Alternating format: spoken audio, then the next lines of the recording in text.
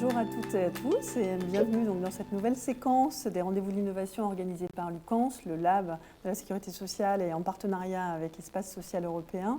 Nous avons le plaisir aujourd'hui avec Alexandre, une fois n'est pas coutume, de présenter les offres de services du Lab, enfin notamment une partie des offres et celles qui sont surtout en appui de thématiques majeures et d'importance pour l'UCANS et les branches, à savoir sur deux thématiques.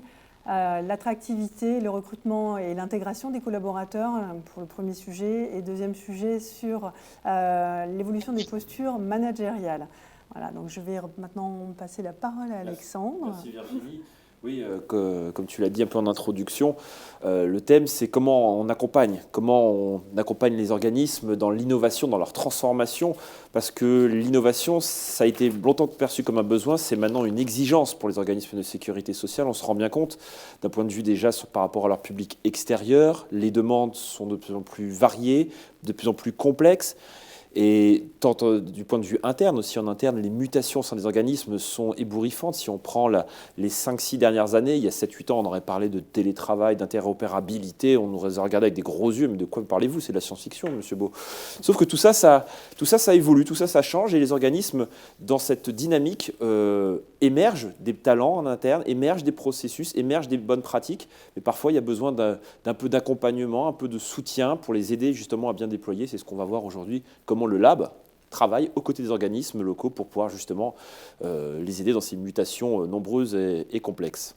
Mais Virginie, avant peut-être de rentrer dans le vif du sujet des différentes thématiques, je propose qu'on va peut-être présenter nos interlocuteurs et nos intervenants de cet après-midi. Alors, j'ai le plaisir d'accueillir d'abord Thérèse Masquelier, qui est chef de projet au Lab. Bonjour Thérèse. Et à ses côtés, alors Yann Perrault, qui est, je pense que le réseau de la branche famille le connaît par cœur, mais bon, on ne sait jamais. C'est l'homme par qui tout passe, voilà, en tout cas, qui est en charge des carrières et de l'emploi au sein de la direction de la ressource humaine à la CNAF. Bonjour Yann. Bonjour Alexandre. Et Virginie, on va introduire un petit peu les questions et donner un peu un élément de contexte pour comprendre un petit peu dans quel cadre cette émission s'organise. Oui, mais comme tu le disais, la société, elle évolue, elle se transforme et du coup, la sécurité sociale évolue aussi pour accompagner au mieux nos publics, externes comme internes, et nos collaborateurs, au plus près de leurs besoins. Et d'ailleurs, les nouvelles coches de branches qui cadrent les interventions des organismes tiennent compte de ces évolutions et elles intègrent les orientations stratégiques en phase avec ces mutations. Alors, en matière de transformation RH et managériale, la sécurité sociale, elle fait face à de grands enjeux. On peut, comme je vous l'ai dit juste avant, citer notamment l'attractivité, les problématiques du recrutement et des fidélisations des collaborateurs que l'on connaît comme dans toutes les autres entreprises d'ailleurs. Et puis on a aussi celui d'accompagnement managérial avec l'idée de chercher à mieux accompagner nos managers pour faire évoluer leurs pratiques et leurs postures. Alors c'est des sujets d'importance, on vous l'a dit, et le Lab développe toute une offre de services d'accompagnement des organismes via de nombreux projets qui sont travaillés en lien avec les branches. Et nous en reparlerons un peu plus tard dans l'émission. Et donc le projet Attirer, recruter, fidéliser, le projet CAPEM, dans lequel d'ailleurs déjà de nombreux managers les institutions sont impliquées. Et on a effectivement des offres d'accompagnement aussi au niveau de la formation qui est professionnelle, qui sont construites pour répondre à cela. Et donc le Lab apporte aussi sa contribution au travers d'une offre de services diversifiée. Et on va présenter ces nouvelles offres de services tout au long de ce webinaire. Voilà, mais on y reviendra. La première question, le premier échange qu'on pourrait avoir, c'est la genèse du Lab. D'où l'idée est partie, quels étaient les besoins qui ont fait émerger, entre guillemets, cette initiative? Oui, alors en fait, déjà, l'origine, effectivement, en 2018, à la création du Lab, on avait deux labs, un Lab d'innovation RH et un lab d'innovation numérique avec des laboratoires avec leurs propres thématiques, comme je viens de le dire, des publics différents, des modalités aussi d'intervention différentes. Le Lab RH a accompagné des projets de transformation RH managériale avec les organismes et les acteurs des organismes sur le réseau. Il a culturé aussi les acteurs en partageant les bonnes pratiques et diffuser l'innovation au sein des réseaux via notamment une offre de services importante qui s'appelle, et qu'on a toujours, un appel à idées annuel. Voilà, et proposer des offres de services diversifiés, mais essentiellement une cartographie des innovations interbranches. Après, on avait donc ce lab numérique qui, lui, contribuait plutôt à la diffusion d'une culture numérique au sein des réseaux, mais avec l'animation d'un collectif d'acteurs de l'innovation plutôt au niveau national, avec un partage d'initiatives d'expérimentation, mais qui restait vraiment, qui allait peu finalement dans les organismes au niveau local. Donc on a décidé en 2021, puis pour une mise en application en 2022, de faire converger ces deux labs d'innovation avec vraiment une volonté d'avoir une approche globale en matière d'innovation et avec aussi l'envie de renforcer, l'objectif de renforcer la coordination et l'articulation de nos actions à la fois avec les branches, les directrices d'innovation et de labs d'autres branches, et même en interne avec les directions de l'UCANS. Voilà. D'accord. Donc on voit quand même que globalement la structuration étape par étape, en 3-4 ans, c'est assez rapide, hein, mine de rien, à l'échelle de la sécurité sociale de cette initiative. Maintenant, quelle est, je dirais bien atterri, on est en 2023, donc ça fait presque 1 an et demi que vous êtes complètement opérationnel. Avez-vous défini des grands piliers, des grandes ambitions qui guident entre guillemets votre action et votre intervention? Oui, on a une feuille de route avec des ambitions qui ont été d'ailleurs renforcées sur la dernière coche de l'UCANS. 4 ambitions principales. La première, c'est, comme je vous l'ai dit, renforcer la veille sur les sujets qui sont les nôtres et partager pour finalement développer une culture d'innovation. Ça, c'est la première ambition. La deuxième, c'est vraiment favoriser les synergies et les démarches interorganismes, chercher aussi à impulser des programmes d'innovation au sein des organismes et en interbranche également. Une ambition qui était déjà au démarrage, la création des premiers labs, c'était vraiment de participer au développement des compétences en matière d'innovation sur les méthodes et techniques utilisées pour les managers, les acteurs de la RH, même les collaborateurs.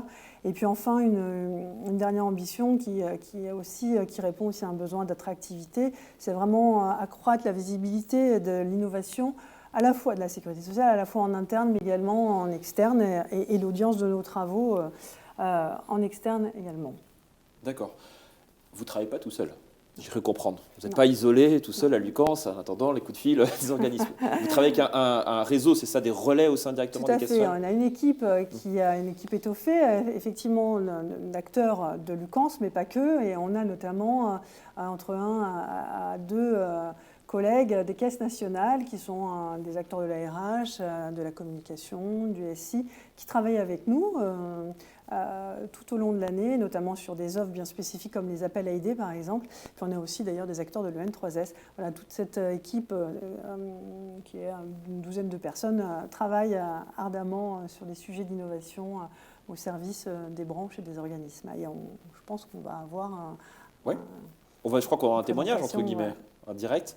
Donc, si je ne dis pas de bêtises, on a un enregistrement, pour tout à fait transparent avec vous, de la présence de Florence Fontane, qui est chargée de mission à la CNAF, et qui travaille au quotidien avec vos équipes.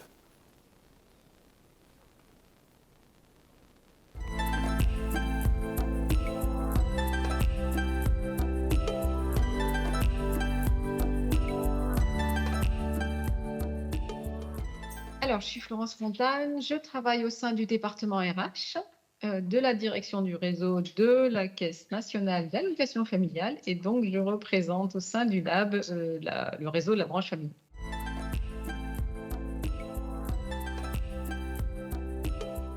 Alors, je dirais que mon rôle, c'est de faire du lien.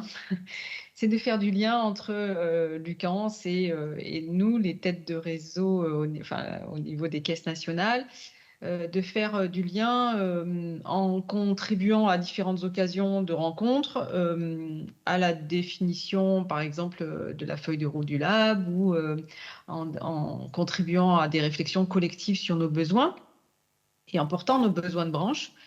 Et puis, évidemment, lors du défi du lab, d'être présent pour participer activement lors du défi en amont, en aval et jusqu'à l'accompagnement des projets. Et puis, de faire du lien en retour au niveau de nos organismes, dans nos réseaux, en venant partager ce qui s'est créé au sein du lab, de faire laisser diffuser et capitaliser dans nos branches sur les productions du lab.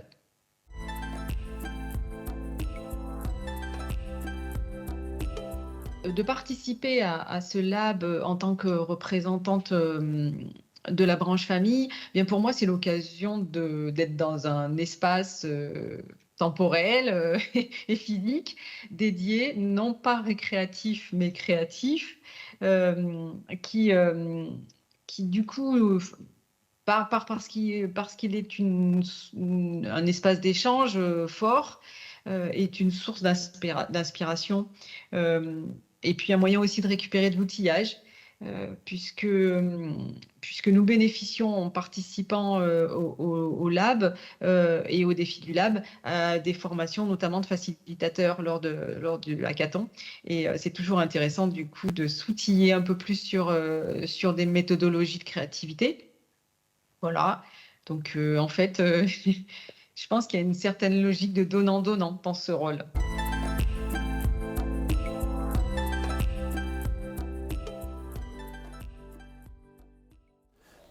Merci à Madame Fontane pour ce témoignage. Donc on a parlé un peu de donnant-donnant, Virginie, d'outillage aussi, un petit peu à la fin, c'est ce qu'elle a dit, c'est assez intéressant.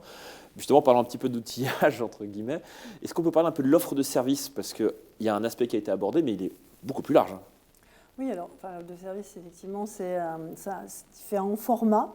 On peut retrouver des guides d'inspiration sur les sujets qu'on aura traités, qui font suite notamment aux modélisations de solutions innovantes faites lors des hackathons.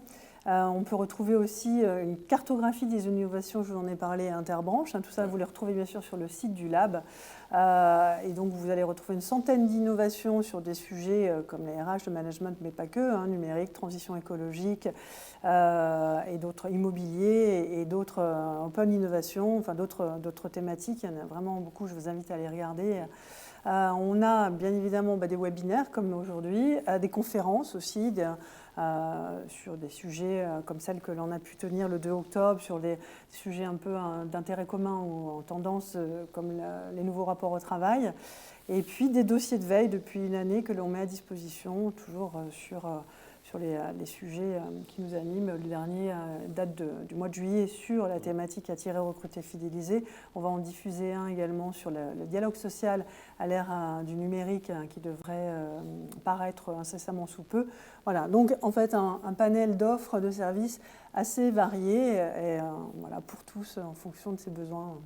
Merci Virginie. Je vais me tourner vers Thérèse qui, elle aussi, travaille évidemment au lab.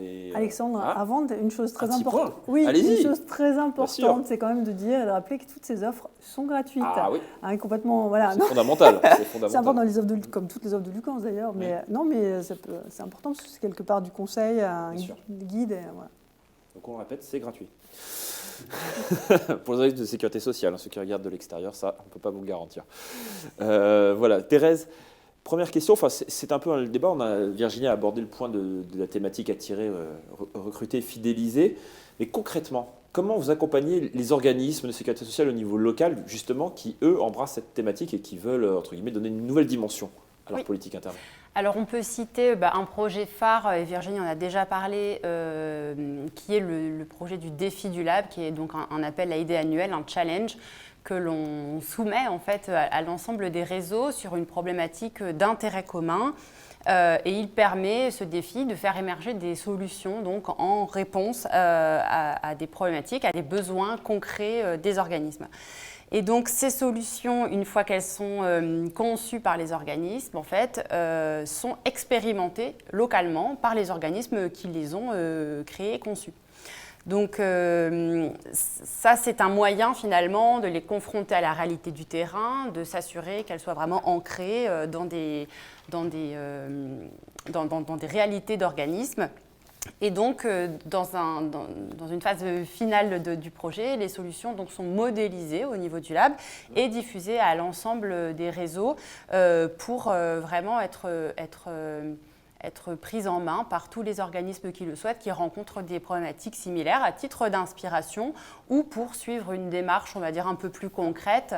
En fait, voilà, c'est une mise à disposition et les organismes peuvent s'en emparer de la façon dont ils le souhaitent. D'accord. Et cette démarche un peu de guide pratique, si j'ai pu un petit peu synthétiser l'approche, sur quelle thématique vous abordez? Quel champ couvrez-vous? Oui, alors quand on parle de cette thématique attirer, recruter, fidéliser, donc on a par exemple la thématique du recrutement qui a été traitée dans dans un défi sur le thème vraiment spécifique du recrutement, on peut citer par exemple le recrutement par les soft skills. Oui. Donc aujourd'hui sur le site du Lab, on trouve ce guide de recrutement par les soft skills. Comment, alors pour vous expliquer un peu comment ce guide est construit et ce qu'on peut y retrouver. Oui.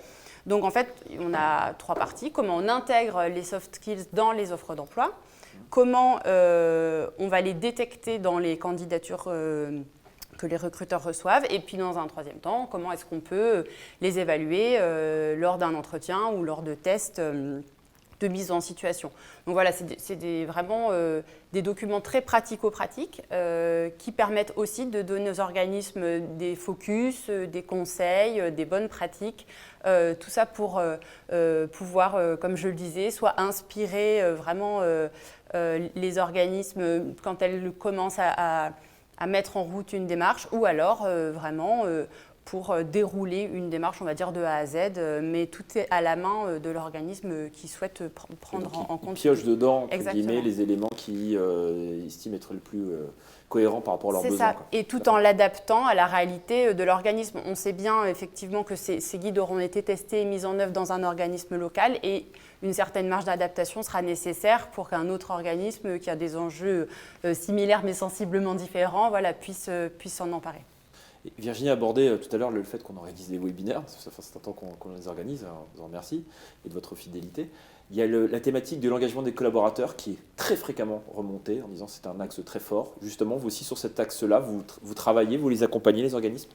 Oui, tout à fait. Alors, sur la question de l'engagement, on peut citer plusieurs guides différents. On a par exemple un guide qui concerne l'équipe autonome.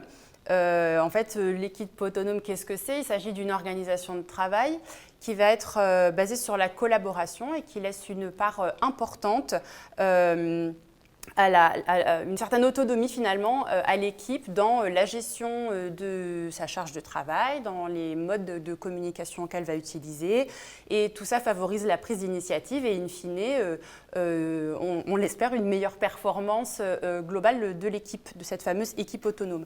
Donc en fait, ce fameux guide que les organismes peuvent retrouver aujourd'hui sur le site du Lab, en fait, ce guide sur l'équipe autonome est issu d'une expérimentation qui a vraiment été menée par la CAF d'Haute-Garonne. D'ailleurs, ce sont mes anciens collègues, je les salue. Et donc, ce guide, en fait, fixe les définitions, le périmètre, les objectifs d'un tel projet. Ensuite, propose des étapes de mise en œuvre très concrètes qui sont issues de l'expérience de la CAF d'Haute-Garonne. Et puis, comme les autres guides, des focus spécifiques sur, par exemple, le rôle du manager dans l'équipe autonome, sur les bonnes pratiques, sur les facteurs clés de réussite pour la mise en place de ce type de projet. D'accord. Donc ça, ce sont des dispositifs qui sont accessibles à tous les organismes qui peuvent vous solliciter en disant par rapport à ces besoins, ils peuvent venir vous voir et donc disposer de cette feuille de route en fait, que vous avez définie. En fait, c'est ça. Et puis alors le rôle aussi du Lab de la sécurité sociale va être peut-être de faire le lien en fait entre les chefs de projet, des personnes qui ont déjà mis en œuvre des initiatives qu'on souhaite du coup voir essaimer et des personnes tout comme ça se mettre en lien et puis bénéficier des retours d'expérience des uns et des autres. J'ai cru comprendre que le dernier sujet que vous traitiez actuellement, c'est le leadership éthique. Vous pouvez nous en parler un petit peu, c'est un petit peu nouveau ça, cette approche ? Oui, c'est ça. Alors en fait, le leadership éthique, c'était le sujet du défi du Lab 2022.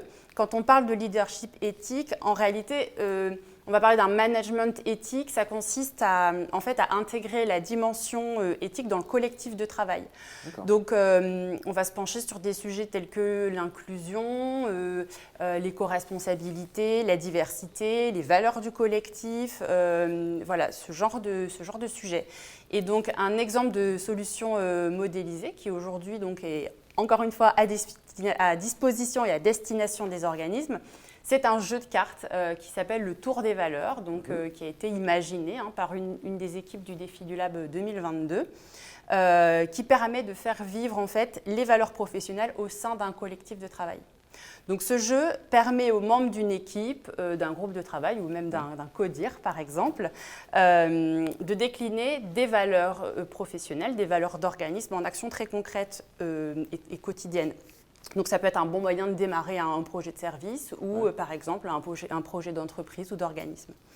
Donc le principe est le suivant, sur base de valeurs choisies par le collectif, pour chacune des valeurs, les participants vont devoir proposer une action à mettre en œuvre qui permette de faire vivre cette valeur. Collectivement, il va y avoir un choix qui va se faire sur une action qu'on préfère, qui nous parle en tant que collectif. Et ce jeu va permettre de décliner un plan d'action de façon très concrète. Je vous montre, on a fait un prototype de ce jeu de cartes avec effectivement des cartes plastifiées sur lesquelles on va, avec des feutres effaçables, on va pouvoir venir sur base de certaines valeurs, en fait, venir ensuite décliner des cartes actions. Et donc ce jeu peut se jouer vraiment à toute taille d'un collectif de travail. Bon, toute taille, on est sur une taille quand même de 8-10 personnes, mais je veux dire à plusieurs niveaux de l'entreprise. Et ce jeu a été prototypé et testé.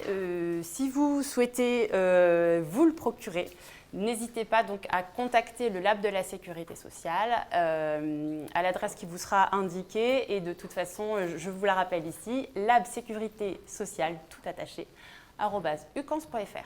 Voilà. On voit que c'est une démarche assez ludique, c'est assez drôle, c'est un sujet un peu lourd, qui peut paraître complexe de premier abord, et vous l'avez abordé de manière, entre guillemets, prendre un peu le problème par l'inverse, et c'est intéressant de voir cette approche par carte. Mais l'objectif étant d'avoir à chaque fois des choses opérationnelles, des solutions très concrètes qu'on peut facilement déployables. Exactement. Très facilement déployables. On a parlé un peu des défis du Lab. L'édition 2023, on revient un petit peu sur cette thématique du attirer, recruter et fidéliser. Excusez-moi, il faut que je sois dans le bon ordre. Quelles solutions ont émergé de ces défis de 2023 ? Alors, ces solutions, elles sont aujourd'hui en cours d'expérimentation. Ouais. On en a 6, puisque nous avions en fait 6 équipes participantes sur l'édition 2023. Donc 6 équipes participantes avec donc une cinquantaine de participants. Un projet donc interbranche, c'est vraiment l'intérêt de ce défi. Et donc, je vais passer en un petit panorama des différentes solutions qui sont aujourd'hui en cours d'expérimentation. Et d'ailleurs, l'équipe du Lab, accompagnée des correspondants des caisses nationales, soutient cette expérimentation. Et l'objectif étant vraiment de documenter tout ce process. Donc, nous avions la CEPAM de l'Isère qui a conçu un kit à recruter, qui est en fait un kit qui outille les managers donc dans le recrutement de leurs collaborateurs de façon ludique. Nous avions ensuite la CAF des Deux-Sèvres. La CAF des Deux-Sèvres qui a créé un parcours CAFenir pour permettre donc aux collaborateurs d'évaluer donc leur perspective d'évolution et donc leur avenir dans l'organisme. Nous avions ensuite la CARSAT de Normandie qui est en train de construire une journée des possibilités, qui est en fait un événement à destination des collaborateurs de l'organisme pour prendre du recul sur sa carrière, se projeter au travers de différents événements, des job dating, des conférences, etc. L'URSSAF Nord-Pas-de-Calais est en train de construire une web-série pour réinventer la présence sur les réseaux sociaux et promouvoir les métiers et le cadre de travail à l'URSSAF.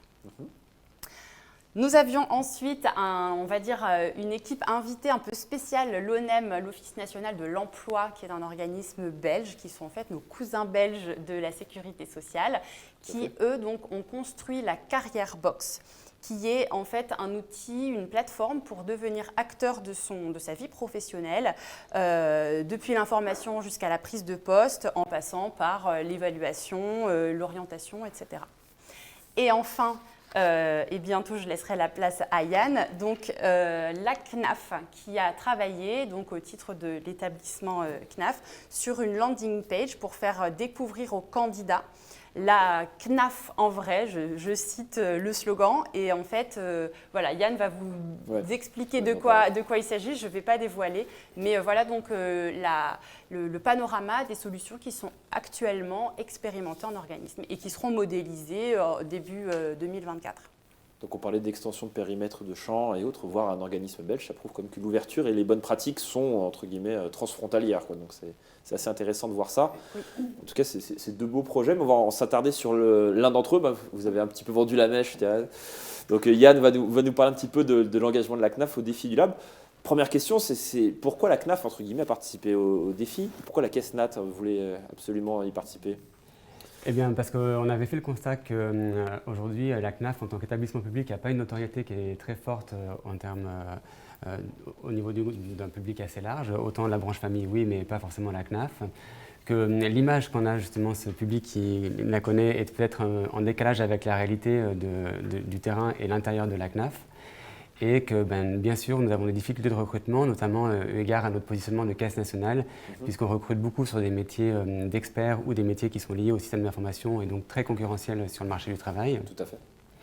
Et donc, ce défi du Lab était vraiment pour nous une opportunité qu'on a saisie, et donc c'est pour ça qu'on a candidaté, puisque on a vu ça comme une opportunité de pouvoir travailler de manière collaborative et pluridisciplinaire, puisque notre groupe projet était constitué à la fois de métiers du système d'information, de RH dédié au SI, de RH plutôt classique dont je fais partie, en tout cas plutôt généraliste dont je fais partie, et puis des équipes aussi, des personnes du métier, du cœur de métier de la CNAF. Donc ça nous a permis de travailler tous ensemble sur cette thématique de l'attractivité. C'était aussi pour nous l'opportunité de sortir de la CNAF, alors à la fois de sortir physiquement des locaux, mais sortir aussi de nos pratiques et de nos méthodes habituelles de travail, et de se challenger, alors à la fois se challenger en interne au niveau du groupe, mais aussi se faire challenger un peu par les autres organismes qui étaient présents lors du hackathon, et aussi nos équipes de facilitateurs. Donc du coup, qu'est-ce que vous avez pu mettre en place pour répondre à cette problématique d'attractivité sur des métiers, comme vous dites, très spécifiques? Voilà, alors justement, on a décidé de mettre en place une landing page. Une landing page, c'est un outil qui est issu de l'inbound marketing. Donc, si vous voulez, pour vous donner une définition, c'est une page web qui va être destinée à accueillir un prospect. Donc, pour nous, en tant que RH, ça va être un candidat potentiel, et à le transformer en client. Donc, pour nous, ça sera un candidat réel, voire même, in fine, un agent. Et en lui donnant à découvrir à travers cette page des informations vraiment à la fois attractives et très ciblées, plus que sur un site web qui serait généraliste où le candidat pourrait se perdre à travers des informations qui l'importent peu. Voilà. Et donc, pour rebondir un peu sur ce que disait Thérèse tout à l'heure, effectivement, notre slogan, c'est la CNAF en vrai, et on a vraiment donc, envie, à travers cette landing page, de donner à voir les coulisses de la CNAF, ce qui se passe réellement dans la CNAF et de manière ciblée. Donc on va insérer un lien dans nos annonces de recrutement vers cette landing page qui sera donc on va rediriger les candidats potentiels sur cette page, où il aura accès à tout un tas d'informations qui ne sont encore pas aujourd'hui figées, mais par exemple il pourrait avoir accès à des vidéos métiers, à des vidéos de sites, puisque la CNAF n'est pas présente sur un seul site, mais elle a des sites délocalisés en région. Donc l'idée c'est de pouvoir dire, si on recrute un concepteur, développeur à Sophia Antipolis, lui donner à voir les coulisses aussi du site de Sophia Antipolis. Donc très large. Voilà, ça pourrait aussi être des témoignages métiers, un formulaire de contact, pourquoi pas. En tout cas, voilà, l'idée c'est d'avoir un outil qui soit attractif, interactif, dans l'air du temps, je dirais, et avec des informations vraiment très fines en fonction du métier sur lequel on souhaite recruter. Donc on rappelle qu'on est sur une phase d'expérimentation de ce dispositif. Est-ce que vous avez déjà un peu défini les principales étapes avant que ce soit généralisé? Oui, bien sûr. Donc, à l'issue du hackathon, on a continué à travailler avec l'ensemble du groupe projet. On a tenu à informer notre COMEX de notre projet et de notre décision de mettre en place une landing page. Il sera tenu aussi informé, évidemment, au fur et à mesure de l'avancement du projet. On a choisi de tester cette landing page sur 2 emplois, qui sont les emplois de chef de projet MOA et de concepteur-développeur au sein de la CNAF. Pour ce faire, on va constituer et on va réaliser des ateliers persona avec des collaborateurs qui sont sur ces métiers-là pour essayer justement de bien connaître nos visiteurs potentiels de notre landing page et d'aller au plus près de leurs attentes en termes de recrutement et en termes d'emploi de manière un peu générale. On a également fait une recherche de prestataires puisqu'on n'a aujourd'hui pas les moyens de pouvoir à la fois construire cette landing page en interne mais surtout de pouvoir l'héberger puisque comme je vous l'ai dit c'est une page web et donc il va falloir l'héberger et surtout l'héberger de manière sécurisée. Donc on a fait une étude comparative et là on est en phase de finalisation de choisir notre éditeur. Et on a aussi pour ambition de pouvoir travailler avec une école pour pouvoir faire aussi travailler les étudiants et les challenger sur le contenu de la landing page, sur ce qu'eux pourraient aussi attendre en termes de recrutement en tant que génération Z, si on peut parler ainsi, en tout cas en tant que jeune professionnel. Prospect, oui, on peut dire même. C'est la cible de demain. Voilà, c'est exactement. Donc du coup, Et donc, on travaillerait plutôt avec des étudiants qui seraient dans le marketing digital ou sur des formations de ce type, qui nous apporteraient aussi de l'aide sur le contenu de la landing page. À l'issue de ça, on aura pu bâtir notre prototype qui, on l'espère, sera prêt pour la fin d'année 2023 et que l'on mettra en production et en test sur le début 2024, donc sur les 2 métiers dont je vous ai cité tout à l'heure. Et à l'issue de cette phase de test, on va pouvoir essayer de mesurer la performance à travers des indicateurs, du nombre de clics, de volumétrie, de transformation. J'allais dire, vu qu'on est en Coupe du Monde de rugby, je pense qu'on peut parler de transformation. C'est un peu difficile en ce moment, mais... Voilà, ça n'a pas été très bien transformé par la France, mais bon, tant pis. Voilà, donc voilà les différentes étapes. D'accord. Quand on voit l'amplitude du projet, il y a un élément qui forcément vient à l'esprit tout de suite, c'est pourquoi ne pas, si ça fonctionne, on le souhaite, on touche du bois, le modéliser et entre guillemets le diffuser au réseau. Est-ce que c'est quelque chose que vous envisagez? Et si oui, est-ce qu'il y a des éléments particuliers qui pourraient être pris en place par les CAF au niveau local? Oui, je crois que c'est quand même le principe et l'idée du défi du lab, comme l'a rappelé tout à l'heure Thérèse, c'est que ça puisse être modélisé. Donc l'avantage de cette solution, c'est que, en tout cas déjà on part d'un constat que malheureusement la CNAF, je pense, n'est pas le seul organisme de sécurité sociale à avoir des problématiques d'attractivité et de recrutement. Tout à fait. Donc si cette solution fonctionne à notre niveau, pourquoi ne fonctionnerait-elle pas pour d'autres organismes? Donc ça pourrait être une solution qui pourrait leur être apportée. Et puis l'avantage aussi que j'y vois, c'est que de notre côté, on aura déjà pu tester, on aura déjà pu mesurer ses forces. Tout à l'heure, j'ai parlé d'indicateurs, mais aussi ses faiblesses. On aura peut-être aussi pu faire des ajustements par rapport à ces faiblesses. Et donc, on pourra leur livrer un peu un produit et une solution clé en main qui après ils pourront se réapproprier et ajuster effectivement parce que je pense que chaque organisme, aussi en fonction de sa région, a peut-être aussi des spécificités. Voilà. Bien sûr, oui, pour s'immerger dedans. En tout cas, on vous souhaite plein de bonnes choses pour ce projet. Donc, Merci. on invite tous nos spectateurs à aller dès 2024, je suis bien entendu. Tout à fait. 2024, aller tester la landing page de la CNAF. Et on verra en tout cas si demain ça peut être déployé sur l'ensemble de votre réseau de la branche famille. Merci beaucoup Yann. Merci à vous. Virginie, il y a d'autres outils que vous avez entre guillemets en stock par rapport à cette problématique et par rapport à celle qui a été définie dans le défi du Lab 2023? Oui, on a une offre de service que l'on anime ensemble, c'est les rendez-vous de l'innovation. Oui, c'est très bien. Tous les trimestres, effectivement, on a une émission sur une thématique donnée. En l'occurrence, la dernière, qui date de juillet, comme je l'ai dit tout à l'heure, qui a été sur la thématique attirer, recruter, fidéliser, que je vous invite à revisionner sur les replays du site du Lab et également de la chaîne YouTube de Lucans. Voilà, traiter de sujets. L'idée de ces rendez-vous d'innovation, c'est d'avoir un temps de retour d'expérience d'organismes qui ont soit expérimenté, soit développé des solutions innovantes pour répondre à un enjeu en lien avec la thématique, et également de donner à voir des retours d'expérience d'acteurs d'autres écosystèmes, d'autres entreprises, pour enrichir finalement les regards des collaborateurs dans le réseau. Alors, pour exemple, mais rapidement, je vous le dis, vous verrez, vous pouvez aller visionner dans le détail l'émission. Sur la dernière émission, nous avions l'URSSAF Centre-Val de Loire qui a développé un label Happy Trainees. Alors c'est suite à un challenge interne. L'idée, c'est de travailler la marque employeur de l'URSSAF et notamment auprès des stagiaires, des étudiants et des alternants. Et donc, ils se sont inscrits dans une dynamique de labellisation, de certification. C'est une sorte de distinction qui passe au crible différents champs, donc les opportunités de progression professionnelle en l'organisme, la qualité de l'environnement de travail, la motivation, le management de l'organisme, le sentiment de fierté d'appartenance du fait de travailler dans cette entreprise. Et donc, ils se sont engagés dans cette dynamique, ils ont obtenu la certification dès la première année.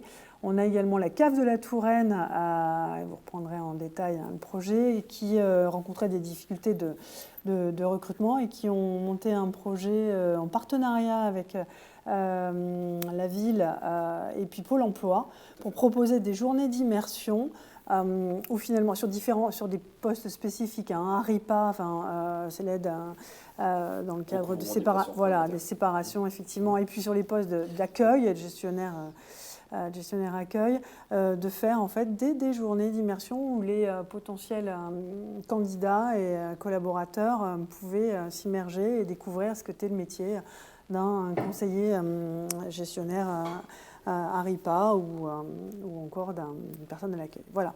Donc, Il y a pléthore de possibilités voilà, dans ce champ-là. Voilà. Tous les replays sont disponibles, mais je veux dire que voilà, on a effectivement cette offre de service qui est un rendez-vous qui est bien suivi et qui en tout cas est riche dans les propositions des réseaux et des organismes, et que je vous invite à consulter.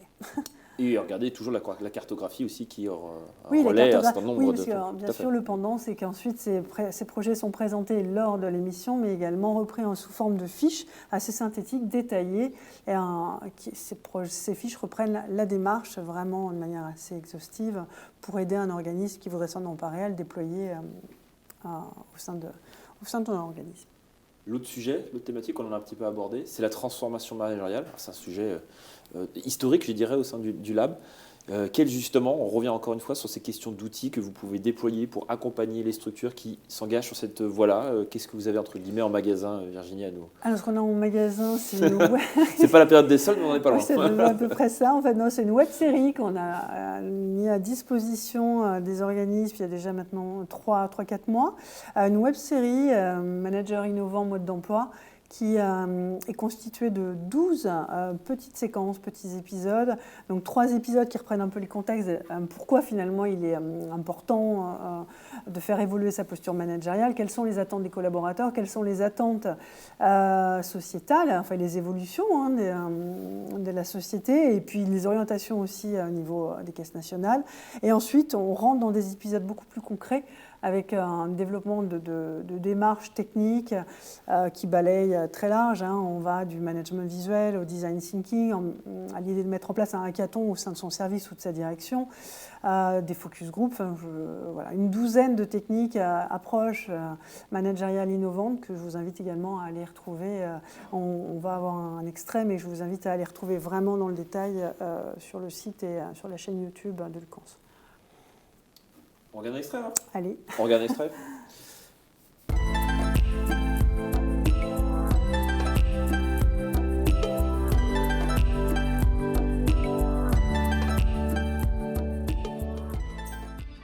Transformation RH et innovation managériale. Pourquoi se lancer dans l'aventure ? Parce que la société, les attentes de nos collaborateurs et les orientations stratégiques de nos branches évoluent, la sécurité sociale évolue en même temps pour accompagner et protéger au mieux ses usagers et ses collaborateurs. À la sécurité sociale, les postures managériales tendent aussi à évoluer pour porter les enjeux RH de nos organisations et répondre aux attentes des collaborateurs. Le manager cherche alors à agir sur le collectif par l'usage de méthodes qui favorisent la coopération et l'intelligence collective, entraînant chacun à porter ses pratiques innovantes dans le quotidien et à chaque niveau de l'organisation. Bonjour à tous, aujourd'hui nous allons découvrir ensemble comment faire un atelier de co-développement. J'ai hâte! L'atelier de co-développement est un rendez-vous régulier qui a pour but d'échanger entre pairs sur une problématique concrète et d'explorer des pistes d'amélioration ou de résolution d'un problème. Avec le management visuel, vous pourrez partager l'information simultanément avec tous les membres d'une équipe, trouver des solutions rapides à un problème donné, avoir une vision d'ensemble, effectuer le suivi d'un projet de manière rapide et efficace. Super! Et comment ça s'organise? C'est très simple. Tout d'abord, définissez l'objectif visé, animez une équipe, organisez les activités d'un service, gérez un projet ou même l'ensemble de ses objectifs. Ensuite, à vous de définir une méthode adaptée à vos objectifs. Vous pouvez mettre en place un tableau blanc pour travailler en transparence avec votre équipe, créer un tableau de gestion agile Kanban, utiliser le mind mapping, la facilitation graphique ou créer une salle Obeya pour les projets d'envergure. Les outils de management visuel permettront ainsi à l'équipe de gagner en simplicité, en agilité, en temps et en productivité. La création d'une équipe autonome améliore le développement de la créativité et la cohésion d'équipe, réduit la monotonie au travail et responsabilise ses membres sur le long terme. Et bien sûr, l'équipe doit atteindre l'objectif initial fixé dans la mission qui lui a été confiée. Consultez les fiches outils détaillées sur lab.sécurité-sociale.fr.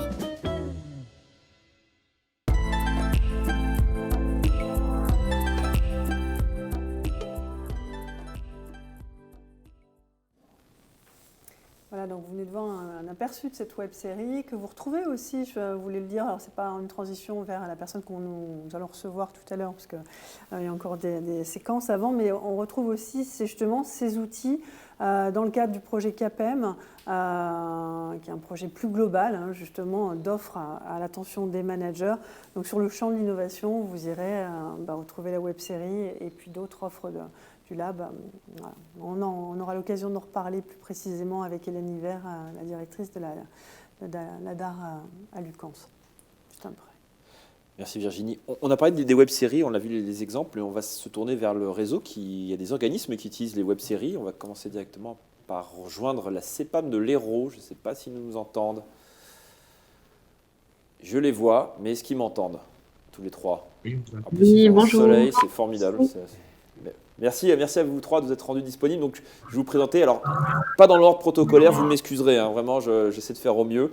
Donc, nous avons le plaisir d'accueillir Virginia Bernier, qui est sous-directrice de l'innovation et de la responsabilité à la CEPAM. Bonjour Virginia, qui est en bas à droite, si je dis pas de bêtises, de votre écran. Ève Brégou, qui vous êtes responsable de service. Et également Ginès Ruiz, qui est responsable revenus de substitution, risques professionnels et relations d'entreprise au sein de la CEPAM. Alors, tous les trois, vous avez utilisé, déployé, consulté ces web-séries, mais la première question que j'ai envie de vous poser, c'est un petit peu la démarche d'accompagnement en préambule qui est des managers qui est mise en place au sein de la CEPAM. Est-ce que vous pouvez nous en donner quelques principaux, je dirais, attraits? Alors en fait, depuis plus de 2 ans, la CEPAM de l'Hérault a mis en œuvre une démarche totalement rénovée de l'accompagnement de ses managers. On a mis en place sur la base du volontariat l'animation de la communauté managériale par les managers eux-mêmes, avec des thèmes fils rouges qui doivent leur servir au quotidien à la fois dans leur pratique et qui doivent faire sens à nos missions. Et parmi ces fils rouges, il a été retenu l'adaptation des référentiels managériaux et la création de 5 repères managériaux qui sont attendus de tous les managers, que ce soit du cadre de proximité à l'agent de direction. Et donc, ces 5 repères, c'est anticiper, s'adapter, valoriser, collaborer, innover. Et cette carte d'identité a fait l'objet d'un fil rouge au cours duquel il est apparu qu'une des compétences qui devait être travaillée et investie était celle liée à l'innovation, justement. Donc, on a développé un nouveau fil rouge sur l'innovation participative avec un temps 1 qui est celui de l'acculturation avec un séminaire dédié. Et puis pour nous, au-delà de l'acculturation, de team building qui sont créés sur mesure pour rendre cette adaptation ludique créative, il était essentiel d'organiser des temps 2 d'appropriation et de mise à disposition d'outils concrets, ne pas juste rester sur de l'acculturation. Et dans l'attente de la mise en place d'une plateforme d'idéation qu'on est en train de finaliser, il nous est apparu important d'investir sur les web-séries qui étaient proposées par Lucans pour entretenir cette appropriation par la communauté managériale, au-delà des concepts, d'avoir vraiment les aspects pratiques de ce nouveau type de management. C'est en ce sens qu'on a vraiment adhéré aux web-séries. Et justement, entre guillemets, la communauté managériale, en quoi les web-séries, au travers de leur format, de leur contenu, répondaient à leurs attentes, notamment en termes d'innovation participative? Alors avant de laisser la parole à Ève et Ginès, ce que je peux vous dire, c'est que ce qui a été intéressant, c'est d'avoir des formats courts qui peuvent être visionnés, revisionnés, avec les 3 premiers épisodes qui plantent le décor pour comprendre les évolutions auxquelles la sécurité sociale participe et pourquoi nous sommes toujours dans l'adaptation. Et puis, c'était concrètement, l'innovation participative, ce n'est pas une lubie ou ce n'est pas une mode, elle suit vraiment les transformations auxquelles nous sommes confrontés.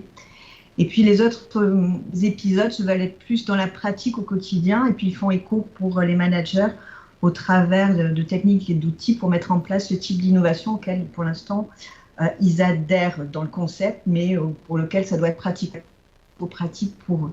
Je laisse Ève et Ginès compléter. Merci Virginia. Donc, en tant que manager opérationnel, à mes yeux, cette web-série s'inscrit dans le quotidien du manager. Elle prend en compte ses contraintes avec des vidéos dans un format court et dynamique. Ça permet d'identifier rapidement dans l'épisode vraiment l'outil qui est mis en avant et ça nous laisse le temps après de creuser en différé la technique innovante et pouvoir la déployer selon la maturité de notre équipe et les besoins du service. Donc j'insiste vraiment sur le côté attractif et innovant de ce format de web-série. En plus, ça a été partagé au niveau de la CEPAM de l'Hérault sur le groupe LIAM des managers. Donc ça favorise l'échange entre pairs. Chacun est venu partager son retour d'expérience sur l'outil mis en lumière et ça donne envie aux autres de tester. Donc c'était vraiment très enrichissant. Oui, pour compléter, en fait, c'est vrai que cette web-série permet de définir des techniques et des outils qui sont souvent abordés dans les discussions sur le management sans qu'on ne sache vraiment à quoi ça correspond. Et c'est vrai qu'avec cette série, on a sur un format court, comme indiqué Eve, hein, les objectifs et les méthodes de mise en œuvre pratique de ces techniques et de ces outils permettant l'innovation. Mais pour vous qui êtes manager, justement, les points forts, on a parlé un peu du format et du fond. Quels sont les points forts vraiment que vous mettriez en avant? Parce que je sais qu'il y a un enjeu, on en a parlé en préparant cette émission, d'acculturation des managers au sein de la CEPAM. Est-ce que ça a répondu? Est-ce que ça a répondu partiellement? Il y a des axes de progrès que vous avez un petit peu envie de pointer par rapport à cette web-série, par rapport à vos besoins spécifiques? On a dit chaque organisme a ses besoins spécifiques, évidemment. Je ne sais pas lequel de vous deux veut parler en premier, n'hésitez pas. Le premier a gagné. J'y vais. Donc, du coup, c'est vrai que cette web-série permet de mettre en perspective les différents concepts abordés, en fait. Hein. Moi, c'est vrai que j'ai bien apprécié les 3 premiers épisodes qui replacent tous ces outils et techniques dans une perspective historique, en expliquant dans quel contexte ils se sont développés et permettant, en fait, de manière...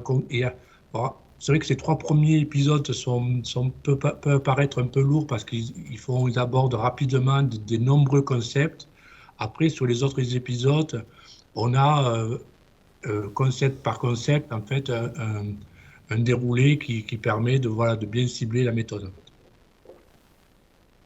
Et pour moi, en complément de tout ce qui a été dit, le point fort de cette web-série, c'est vraiment la durée, c'est-à-dire moins de 5 minutes par épisode.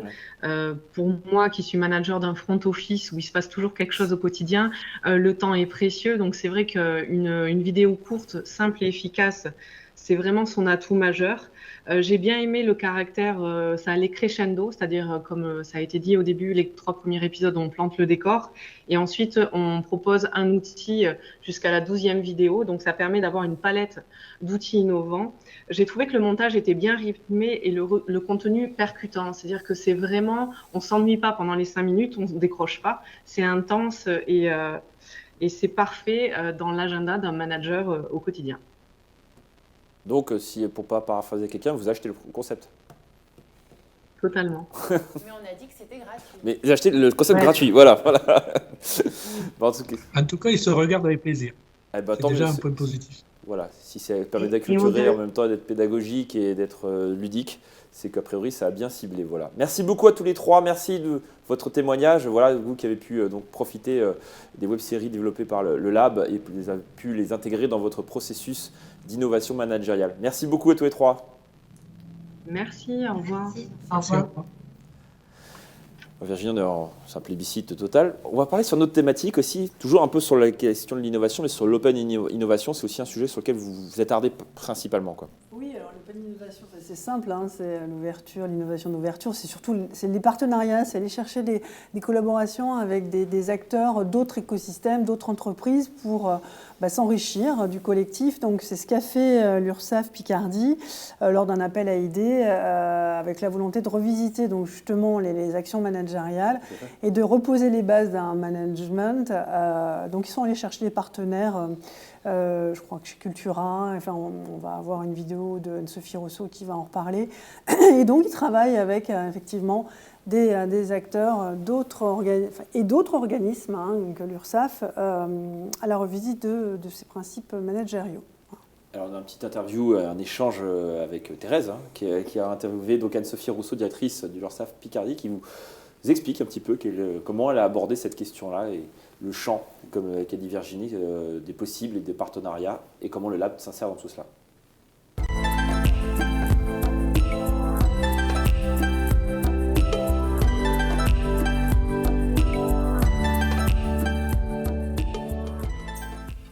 Alors, nous allons nous intéresser à une démarche de l'URSSAF Picardie qui a expérimenté l'Open Innovation, donc à la faveur du défi du Lab 2021, qui portait sur la thématique des nouvelles organisations de travail.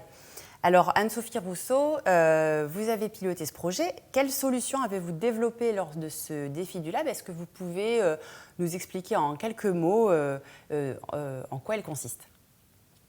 Alors, nous avons développé la solution que nous avons nommée « Relevons ensemble les défis du management ».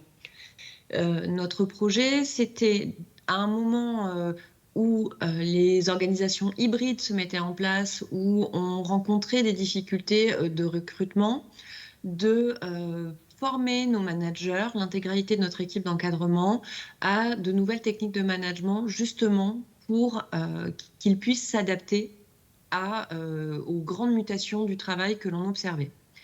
Et l'un de nos prismes consistait à dire qu'on avait besoin aussi de proximité et de pouvoir échanger avec des entreprises de notre territoire.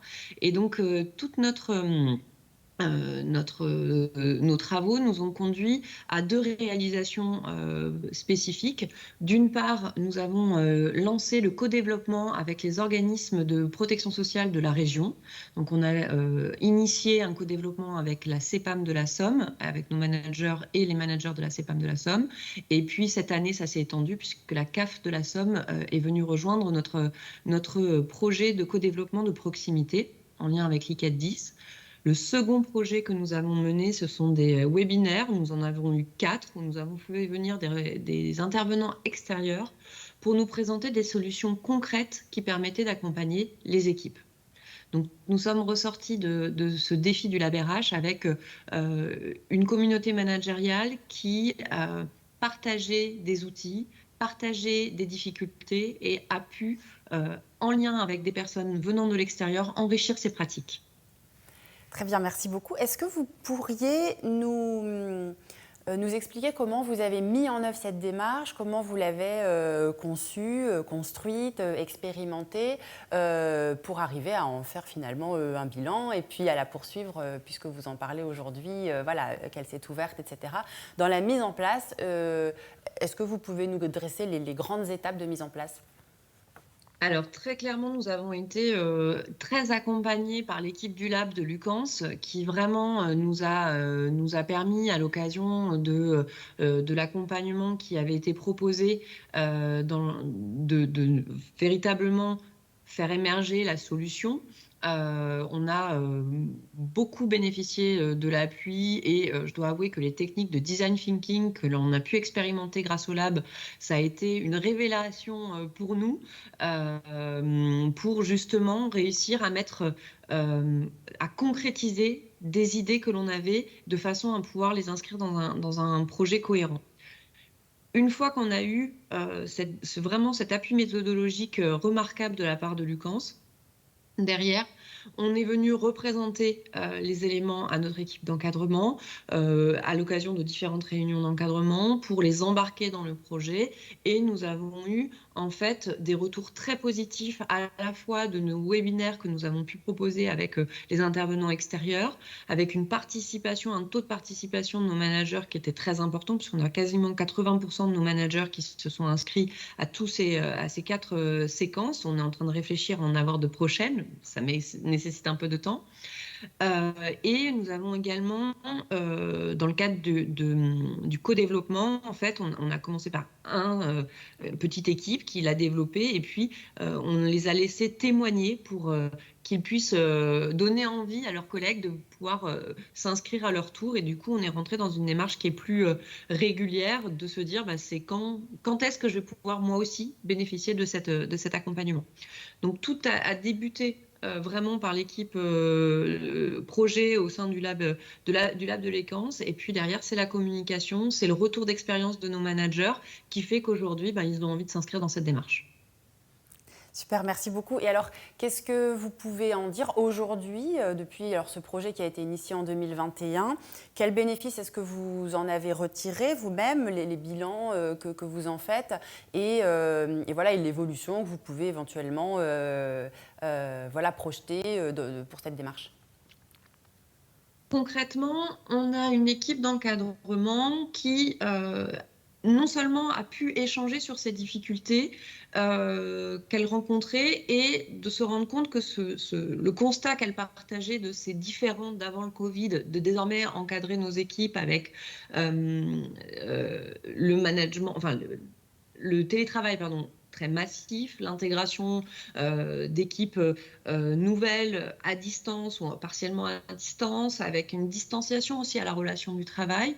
Le fait d'avoir un projet collectif autour du management et des difficultés qu'il pouvait engendrer, que les managers pouvaient rencontrer, de sentir qu'ils n'étaient pas tout seuls, ça a été vraiment une dynamique positive et de tous les inscrire dans la même démarche. C'est-à-dire que tous nos managers, ceux qui sont en charge des ressources humaines ou ceux qui sont en charge du contrôle, ont tous eu accès aux mêmes outils. Et donc, ça a aussi permis de créer une communauté managériale. Donc déjà, on a une solidarité au sein des managers qui s'est créée.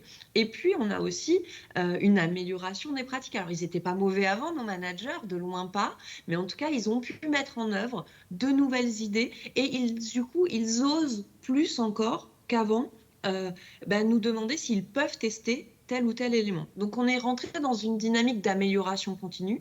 Rien n'est fini, rien n'est parfait, mais ils sont dans cette dynamique de toujours chercher à voir quelles techniques ils pourraient avoir pour mobiliser leurs équipes, pour faire du feedback, pour améliorer la communication, pour améliorer les résultats, tout ça au service de nos cotisants. Très bien, merci beaucoup. Et alors, j'ai une dernière question pour vous. Qu'est-ce que vous pourriez dire de votre point de vue, après ce retour d'expérience-là, qu'est-ce que vous pourriez dire à un organisme qui hésite à se lancer dans une démarche comme ça d'ouverture et qui aurait besoin donc d'éléments pour passer le pas, pour se mettre en action? N'hésitez plus, vraiment. C'est une démarche qui est vraiment positive. Alors, elle est exigeante parce qu'elle mérite, elle est sans fin. Comme tout processus d'amélioration continue, on est toujours en train de revoir les choses, de les améliorer, de les réajuster. Pour autant, on est dans des organisations qui sont en constante modification. La stabilité, on la connaîtra plus avant un certain moment, je pense. Et du coup, s'engager dans cette démarche, penser différemment, utiliser de nouveaux outils, sans révolutionner tout, mais par la technique des petits pas, par l'apport de pratiques qui peuvent concrètement venir changer le quotidien des managers et des agents qu'ils encadrent. Pour moi, il faut y aller parce que si on ne fait pas avancer nos équipes managériales, on va avoir une rupture avec les attentes de nos salariés et du coup, on va avoir une rupture avec la qualité de service que l'on rend auprès de nos différents publics. Eh bien, merci beaucoup Anne-Sophie Rousseau pour votre témoignage. Bravo pour votre démarche. On a beaucoup apprécié vous avoir en ligne. Et puis, place au direct. Merci beaucoup.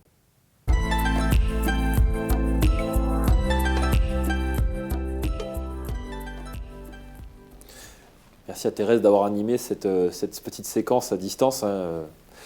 Notre interlocutrice ne pouvait pas être là aujourd'hui en direct. Mais juste un petit point, Thérèse, avant qu'on passe à la séquence suivante, si vous aviez une remarque à faire remonter. C'est ça, je voulais ajouter que comme pour les guides dont j'ai parlé au début de l'émission, la démarche Open Innovation de l'URSSAF Picardie a aussi donné lieu à la modélisation sous forme de guide de cette démarche. Un guide que vous pouvez donc tout à fait retrouver sur le site du Lab.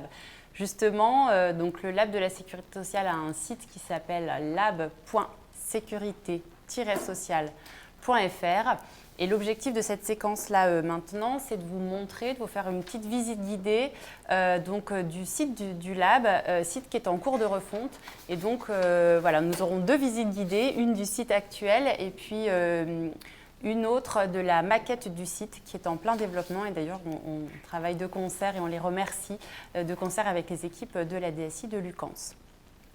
Donc, on va pouvoir lancer la petite démonstration du site actuel.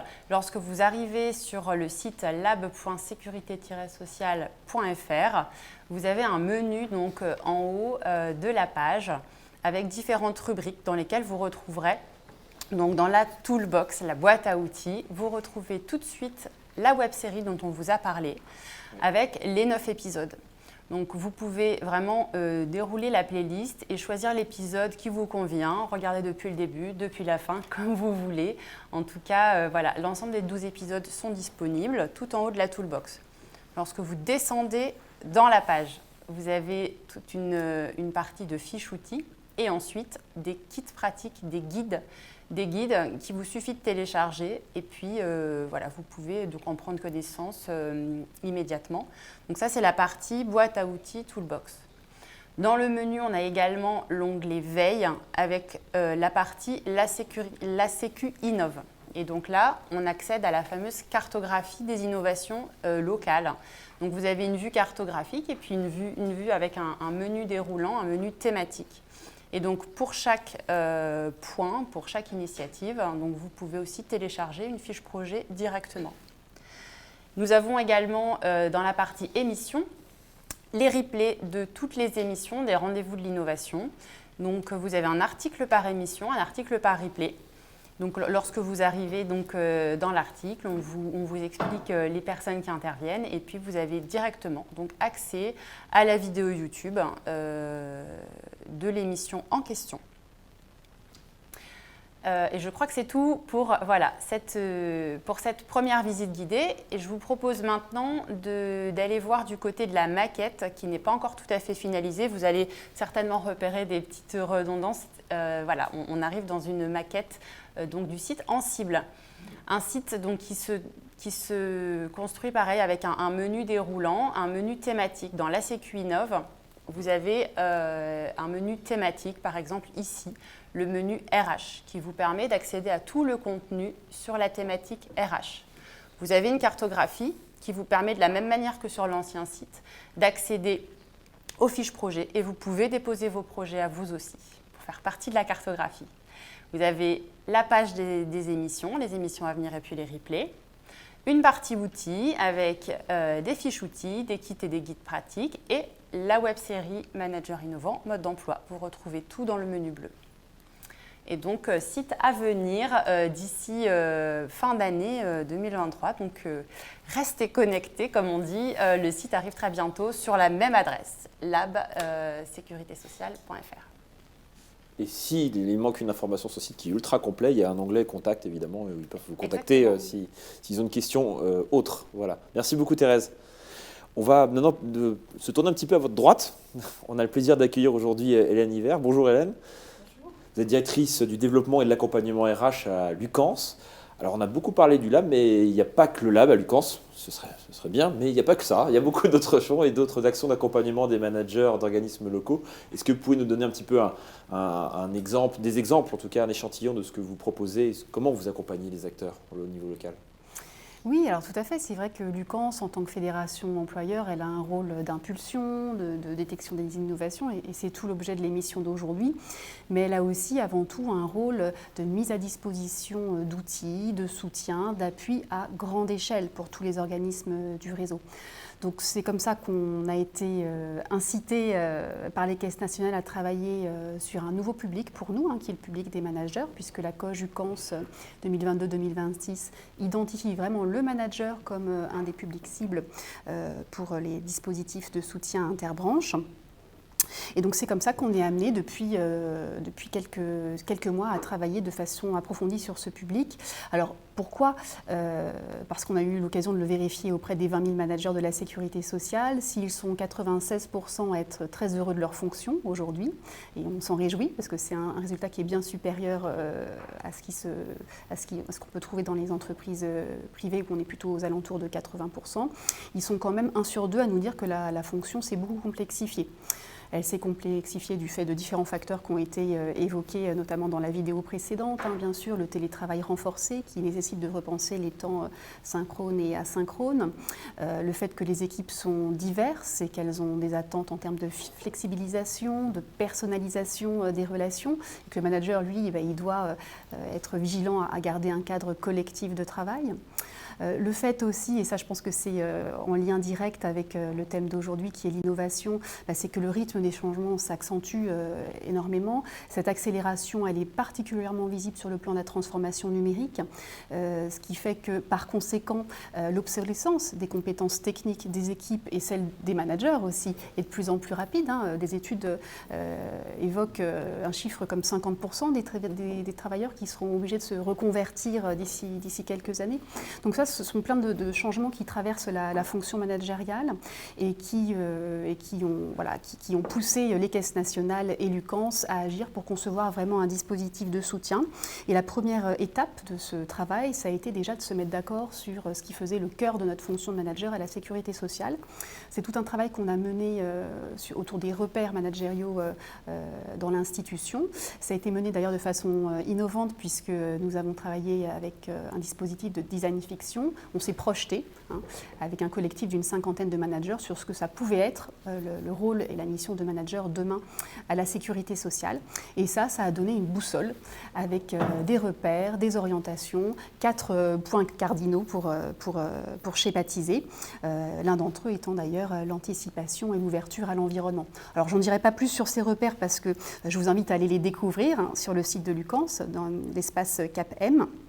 Mais voilà, c'est vraiment sur le fondement de ces repères qu'on va construire maintenant différentes ressources à destination des managers. D'accord. Et on a parlé tout à l'heure un petit peu des coachs, vous en avez aussi parlé sur celle de l'UCANSS. Il y a une place très importante dans les nouvelles coachs du régime général sur l'interbranche, sur le développement en interbranche. Vous aussi, vous accompagnez les managers de façon interbranche, mais la question c'est comment vous les accompagnez à grande échelle. On parlait vous citiez le chiffre de 20 000 managers, c'est quand même une très grosse entreprise si on devait accompagner 20 000 managers. Voilà, comment vous procédez-vous donc au travers de quels outils ? Alors justement, on travaille avec des démarches de plus en plus agiles de test and learn, c'est-à-dire qu'on commence à petite échelle avec des innovations parfois qu'on repère sur le terrain. Par exemple, ça a été le cas avec l'utilisation de l'application la WeBox, qui est une application d'auto-formation pour le manager, qui va lui permettre de faire un autodiagnostic, de bénéficier d'un 360 et ensuite d'être poussé à l'action avec des défis qui sont quotidiens.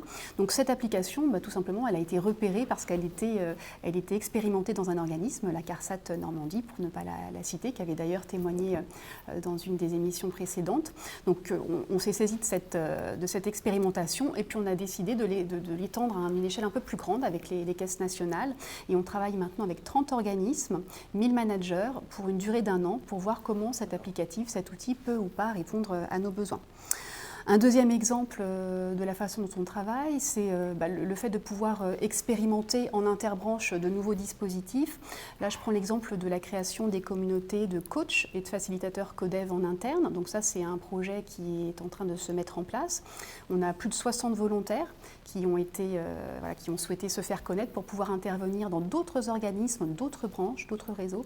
Ça, c'est extrêmement intéressant parce que c'est vrai que quand on change d'échelle, quand on part sur de l'interbranche, on a aussi des garanties supplémentaires en termes d'anonymat pour les personnes qui participent, en termes de confidentialité. Donc voilà, sur ce type de projet-là, c'est vraiment intéressant pour nous de pouvoir travailler sur une expérimentation interbranche sur 1 an. Et avec l'ICAT10, bien sûr, qui nous appuie aussi beaucoup sur ce projet. Dernier exemple, on est aussi dans une logique de tester des usages sur des petites choses. Je parlais de CAP-M, donc ça y est, nous avons nos repères managériaux. On est en train de réfléchir à un futur campus digital pour pouvoir vraiment pousser des ressources aux managers. Et ce qu'on s'est dit, c'est que plutôt que d'attendre 2-3 ans que l'outil parfait sorte, on allait commencer tout de suite avec quelque chose de très frugal. Donc on a mis en ligne en quelques semaines un espace manager sur le site de l'UCANSS qui reprend déjà quelques outils, quelques éléments qui peuvent être utiles aux managers, qui relaie aussi bien sûr les dispositifs qui sont prévus par le Lab Sécurité Sociale. Voilà, c'est un peu, je ne sais pas, vous êtes sans doute nombreux comme moi à utiliser WhatsApp. Cette application, elle est très simple, elle est très sommaire, mais finalement elle rend d'immenses services. L'idée, c'est un peu la même chose, c'est sur un outil qui est somme toute assez simple, de voir déjà comment les utilisateurs réagissent, si ça répond ou pas à leurs besoins, et pouvoir ensuite ajuster les choses. Donc je vous invite à aller le découvrir. Il y a déjà certaines thématiques qui renvoient notamment les managers vers des offres de formation institutionnelles, que ce soit par le N3S ou par l'ICAT10. Et donc voilà, l'objectif, c'est vraiment d'être un outil pour gagner du temps, puisque c'est souvent ce après quoi les managers courent le plus. Tout à fait. Bon, voilà, la dynamique est enclenchée, le panel s'enrichit au fur et à mesure. En tout cas, il y a de beaux projets dans vos tuyaux, en tout cas, de l'UCANSS. Merci beaucoup, Madame Hiver, pour cette présentation. Merci à vous. Et on va maintenant, Virginie, basculer sur notre dernière intervenante. Oui. Hein? Élodie Marchal, la directrice de l'Institut CAT10. Ouais, avec grand plaisir. On parle un peu de l'Institut CAT10. Est-ce qu'il faut vous présenter encore, Élodie? Enfin, pas vous, mais l'Institut, je parle. Rappelez quand même éventuellement pour nos spectateurs qui ne sont peut-être pas de l'organisme de sécurité sociale en 2-3 mots. Alors bonjour à tous, bonjour Virginie, bonjour Alexandre et puis merci aussi Thérèse de nous accueillir parce qu'effectivement c'est la deuxième fois qu'on revient sur le plateau. Je reprends ce qui a été présenté tout à l'heure mais effectivement nous avons eu la chance de participer en janvier sur l'innovation technologique et on voit effectivement que l'Institut 410 est là au service depuis 1h30, tout ce que j'entends effectivement va permettre aussi de reprendre un petit peu pour vous aider aussi à comprendre notre offre, puisque l'Institut 410, 4 octobre 45, donc la création de la sécurité sociale. Donc nous sommes l'Institut national de formation de la sécurité sociale, donc nous formons l'ensemble des collaborateurs de la sécurité sociale, sauf les managers stratégiques et les dirigeants qui sont formés par l'EN3S. Donc dans ce cadre, effectivement, nous sommes au service des stratégies des branches et de l'UCANS, évidemment, puisque nous sommes effectivement au service de l'innovation. Et on va vous présenter aujourd'hui un certain nombre de produits, mais qui correspondent exactement à ce qu'on a pu entendre tout à l'heure sur KPM, sur les différents outils multimodaux. Ouais. Et c'est aussi l'objectif que l'Institut soit collé, en fait, aux problématiques. Pour quelques mots, pour vous reprendre un petit peu les contributions, mais qui reprennent aussi un peu ce qu'on a expliqué tout à l'heure. Comment adapter et développer au mieux les compétences de nos collaborateurs, puisqu'effectivement c'est bien ça ce qu'on disait tout à l'heure, entre le mois de janvier quand on est venu on est venu vous rencontrer et aujourd'hui on a livré un certain nombre de produits et on voit que dans l'opération KPM par exemple, ARF, attirer, recruter, fidéliser, on est complètement au cœur aussi de la problématique pour que la formation de nos collaborateurs puisse aussi être un levier pour aussi attirer et recruter. Parce que la sécurité sociale, on a la chance d'avoir des organismes de formation et qui permettent aussi de fidéliser nos collaborateurs. Donc voilà, on adapte aussi l'intégration, nos formations à des nouveaux embauchés. Donc là aussi, on a tout un panel de formations qu'on fait en lien avec les caisses nationales et l'UCANS pour que nos nouveaux embauchés puissent avoir les connaissances de base pour aussi avoir des expertises qui soient maintenues au fil de leur parcours professionnel.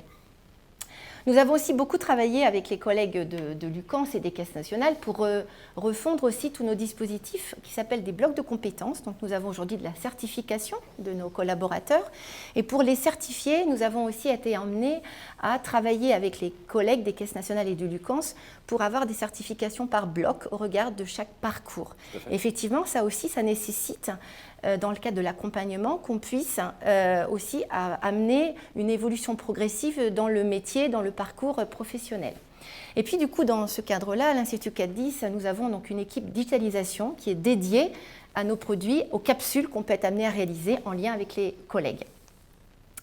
Et donc, on vous a présenté quelques petits exemples parce qu'effectivement, ça correspond un petit peu à ce que j'ai entendu tout à l'heure. Donc, je me permets de reprendre un peu la transformation de l'offre, parce que globalement aujourd'hui, qu'est-ce qu'on explique depuis ce matin, depuis tout à l'heure, que l'offre de formation, en fait, c'est un pilier de la stratégie de la sécurité sociale, et que donc si on veut faire fidéliser aussi nos collaborateurs, eh bien, il faut les accompagner, donc transformer les parcours.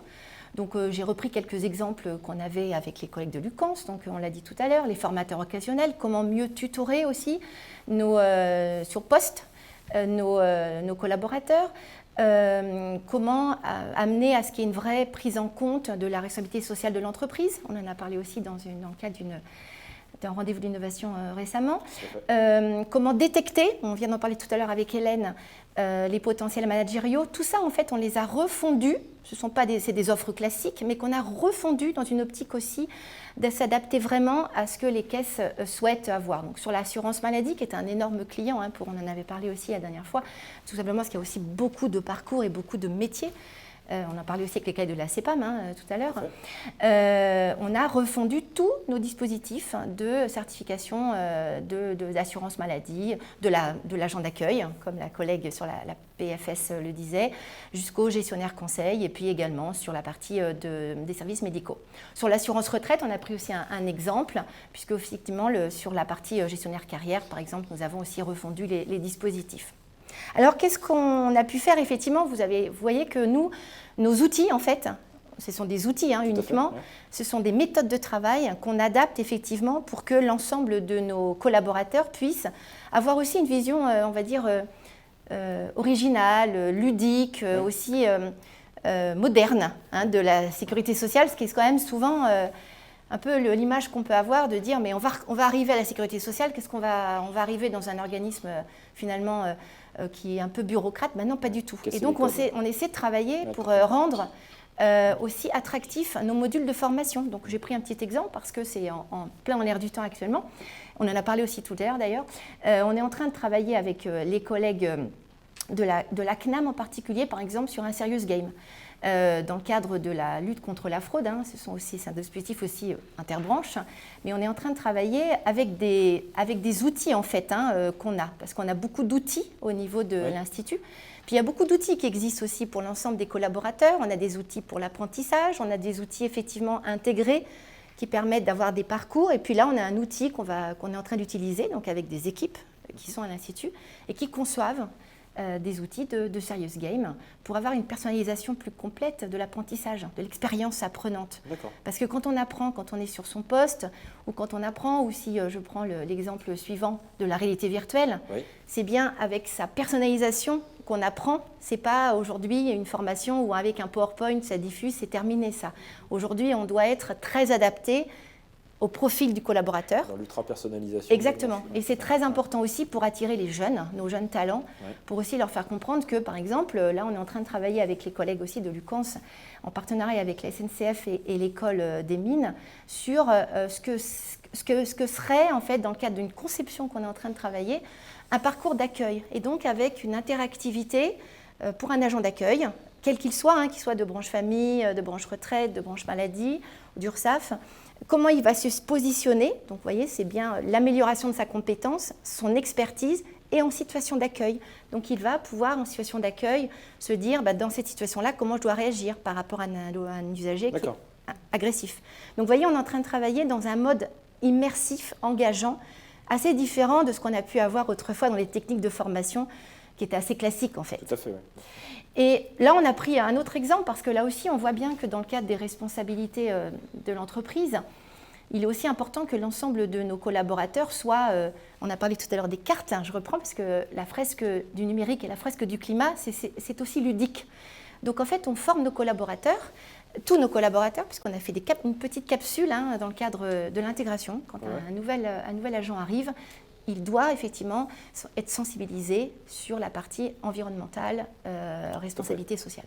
Et dans ce cadre-là aussi, on a proposé, là aussi, qu'on ait des ambassadeurs, donc ce sont des collègues de l'Institut, qui forment ou qui vont former, donc on est à quasiment 300 organismes d'ici 1 an ou 2, donc tout organisme de sécurité sociale, qui vont former, donc c'est ouvert à tous les agents, dans une dynamique qui correspond à ce qu'on travaille sur la fresque, donc les collègues connaissent la fresque du climat, la fresque du numérique, qui nous permettent effectivement d'avoir une vraie phase de compréhension des enjeux du numérique et du climat, une phase créative, puisqu'en fait les collègues jouent, utilisent des cartes, donc c'est le même principe, avec des cartes qu'il faut repositionner sur un document, et ils travaillent en collectif, donc ils restituent ensuite ensemble, et après il y a une action sur comment effectivement pour nous on peut le traduire au niveau de nos organismes. On fait ça sur le numérique, on fait ça aussi sur la fresque du climat avec des cartes.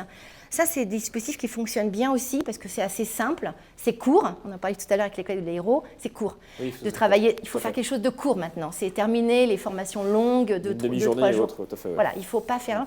On fait aussi beaucoup de webinaires, j'en profite, je reprends ce qu'on dit tout à l'heure avec Virginie. On fait aussi beaucoup de webinaires courts, gratuits aussi, parce que là aussi, on voit bien que l'attractivité, c'est aussi de faire des formats de ce style-là. Voilà. Donc, dans ce cadre-là. Question, voilà, parce qu'il vous avez exploré un certain nombre de champs, et vous en explorez un nouveau qui est très contemporain, c'est celui de l'intelligence artificielle. Alors, effectivement, ça va avec, parce qu'effectivement, il faut rester vraiment en prise directe avec la réalité. Et on voit que de toute façon, aussi bien le N3S que l'Institut 410, parce qu'on est effectivement très liés, les organismes de formation de la sécurité sociale, on a tout intérêt effectivement à se lier en fait et à être très vigilant avec les évolutions qui existent et que si on n'y est pas, autrement les autres y seront pour nous. Donc c'est très important de coller à la réalité. Et donc on s'est dit effectivement sur l'intelligence artificielle, il faut prévoir un module court, là aussi, pas non plus très complexe mais court, pour qu'il y ait une vraie appropriation du dispositif. Alors on a eu la chance de travailler avec les collègues de la CEPAM de Paris à concevoir en fait avec les collègues de la CEPAM de Paris, donc le comité de direction de la CEPAM de Paris, en avril dernier, qui nous a demandé effectivement comment on pourrait déjà sensibiliser les agents de direction pour donc sensibiliser et former également à la stratégie. Donc déjà comment ça fonctionne, pour démystifier aussi l'intelligence artificielle, et puis aux usages. Donc on a à la fois une formation sur les stratégies, mais les usages. Donc je vous ai mis aussi un petit peu notre objectif en fait dans cette formation qui est d'une journée, du coup, parce qu'on l'a retravaillé un peu. Au départ, c'était une demi-journée, puis on l'a mis sur une journée. Et donc, on est bien sur l'appropriation d'outils, l'utilisation qu'on peut en faire, comment on se projette dans notre utilisation aujourd'hui au quotidien, pour nos équipes, les conséquences de l'IA. J'en profite parce que demain, il y a un webinaire, une émission qui a lieu demain à Lucans sur effectivement développer l'intelligence artificielle générative. Donc j'en profite pour refaire aussi un petit peu de publicité pour l'émission demain, parce qu'effectivement ça va reprendre aussi, et c'est très important qu'on soit tous connectés sur cet enjeu important, puisqu'en tant que manager aussi, identifier bien les fonctions et les activités qui peuvent être concernées par l'intelligence artificielle. Et on voit bien qu'à la sécurité sociale, il y a un enjeu majeur sur la saisie de données, etc. Et comment accompagner cette équipe qui, pour certains, sont un peu aussi parfois un peu réticents en fait à utiliser ces outils. Donc on a aujourd'hui mis en place effectivement avec le CODIR, la CEPAM de Paris, mais là on l'a proposé donc effectivement à beaucoup d'organismes de sécurité sociale. Donc là aujourd'hui j'ai une trentaine d'organismes, quels qu'ils soient d'ailleurs, que ce soit branches confondues. Toutes branches confondues. Toujours nous on est toutes branches confondues. On est vraiment en interbranche. On est avec les collègues de Lucans, je ne l'ai pas redit, mais effectivement, on a un contrat d'objectif avec Lucans. Effectivement, on est toutes branches confondues. Et donc, on travaille avec des directeurs ou des managers stratégiques sur la méthode de prompt engineering. Ça veut dire que comment, effectivement, bien poser les questions pertinentes à l'intelligence artificielle pour avoir des bonnes réponses et des réponses élaborées qui correspondent à ce qu'on attend. Et on voit très bien, donc on a travaillé, nous aussi, au niveau du CODIR de l'ICAT 10, sur effectivement l'enjeu et l'intérêt. Donc là, on vous a mis quelques petites photos de ce qu'on avait pu avoir quand on a mené avec cette formation avec notre intervenant qui est un expert international de haut niveau sur l'intelligence artificielle et qui effectivement nous aide à poser les bonnes questions, donc à faire vraiment du prompt engineering, et qui aujourd'hui en fait est fondamental. Et on voit bien que pour les équipes de direction, ça va être un enjeu majeur. Et donc comment pour améliorer notre processus décisionnel et en développant nos compétences, on va être capable aussi de porter cette dynamique auprès de nos collaborateurs. Et donc là, je reprenais effectivement un témoignage de mon collègue, ancien directeur de Lucans. Une petite parenthèse. Et j'ai repris ce qu'il a présenté et ce qu'on a fait. Donc c'est vraiment un support qu'on va vous donner, parce que c'est un support intéressant aussi pour les collègues, parce que effectivement c'est un support LinkedIn qu'il a publié et qui montre effectivement en quoi les perspectives peuvent amener à travailler autrement avec l'intelligence artificielle, et peut-être les limites également, mais surtout la démystification du dispositif. Voilà, donc effectivement, c'est un outil parmi d'autres, c'est un outil, mais effectivement qui rentre bien effectivement dans les projets d'innovation et dans la réunion d'aujourd'hui. Voilà. Merci beaucoup Élodie pour ce tour d'horizon et ces perspectives, parce que c'est vrai que l'intelligence artificielle, forcément, ça va venir balayer nos pratiques, nos usages et nos quotidiens, pas qu'à la sécurité sociale, mais la sécurité sociale faisant partie de notre quotidien, forcément. C'est ça. Elle-même va être, entre guillemets, emportée par la vague. Après, dans quel sens, on verra. Voilà. En tout cas, il faut bien comprendre au moins les dimensions que cela imbrique. Virginie, avant que je te laisse la parole pour un dernier mot de conclusion, on rappelle à nos spectateurs qu'il y a une enquête de satisfaction qui est disponible. N'hésitez surtout pas à nous faire des retours, on les lit, on les intègre et on essaie de s'améliorer la fois suivante. Donc vraiment n'hésitez pas, c'est vraiment pour nous une source d'information d'une grande richesse. Donc vous pouvez à tout moment faire un retour sur l'enquête de satisfaction sur nos émissions. Virginie. Écoute, tu as tout dit, ce que je voulais dire. Donc c'est une dernière chose, vous remercier les participants de ce webinaire pour la qualité des propos. Et puis pour vous retrouver très bientôt. Sur notre webinaire, notre thématique. Voilà. D'ici la fin de l'année aussi. Comme le site du Lab, aussi sera mis à jour à la fin de l'année. Voilà.